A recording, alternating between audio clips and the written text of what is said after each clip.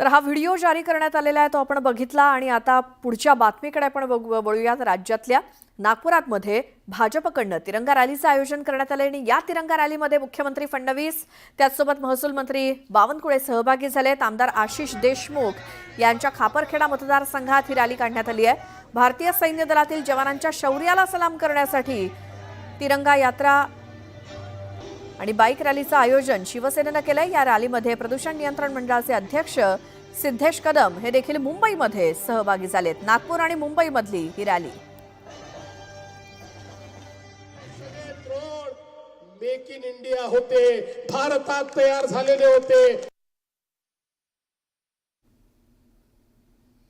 तर ही दोन दृश्य नागपुरात तिरंगा रॅली आणि मुंबईमध्ये सुद्धा एकीकडे मुख्यमंत्री देवेंद्र फडणवीस हे नागपुरातल्या या तिरंगा रॅलीमध्ये सहभागी झालेले आहेत।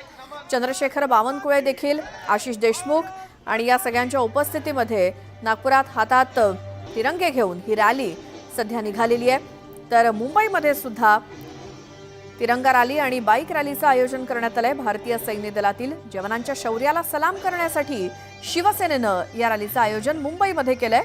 प्रदूषण नियंत्रण मंडळाचे अध्यक्ष सिद्धेश कदम या रॅलीमध्ये सहभागी झालेत आणि शिवसेनेचे इतर पदाधिकारी देखील मुंबईतल्या या रॅलीमध्ये सहभागी झालेत हातात तिरंगे घेऊन। संपूर्ण देशभर भाजपकडनं तिरंगा रॅली काढली जाते। आज ती नागपुरात आहे मुख्यमंत्री देवेंद्र फडणवीस यांच्या उपस्थितीत आणि मुंबईमध्ये शिवसेनेकडनं तिरंगा रॅली आणि बाईक रॅली आज काढण्यात आली आहे। महाराष्ट्र प्रदूषण नियंत्रण मंडळाचे अध्यक्ष सिद्धेश कदम हे देखील सहभागी झालेत। भाजपची आणि शिवसेनेची नागपूर आणि मुंबईतली रॅली मला सांगताना आनंद वाटतो। भारताची डिफेन्स सिस्टीम इतकी चांगली होती, पाकिस्तानचा एकही हल्ला सफल झाला नाही।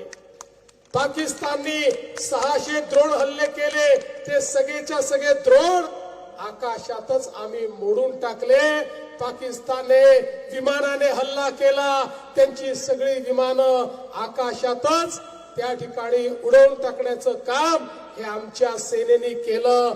एकही हल्ला पाकिस्तानचा यशस्वी होऊ शकला नाही। पण त्याच वेळी जवाबी हल्ला भारताने केला तर पाकिस्तानचे जेवढे सैन्य तळ होते त्याचे तुकडे तुकडे झाले, ते तहस-नहस झाले, ते मातीत मिळवण्याचं काम हे भारताने करून दाखवलं। आमचा ब्रह्मोस ज्यावेळी त्या ठिकाणी जात होता त्याची काठ पाकिस्तान जवळ नव्हती। ब्रह्मोस मिसाईलने ज्या प्रकारे पाकिस्तानचे एअर बेसेस तोडफोड करून टाकले, पाकिस्तानच्या लक्षात आलं आता भारतासोबत आपण लढाई करू शकत नाही। आणि म्हणून पाकिस्तानने जगातल्या देशांना विनंती करणं चालू केलं, तुम्ही भारताला सांगा, तुम्ही भारताला सांगा युद्धबंदी करून द्या, युद्धबंदी करून द्या।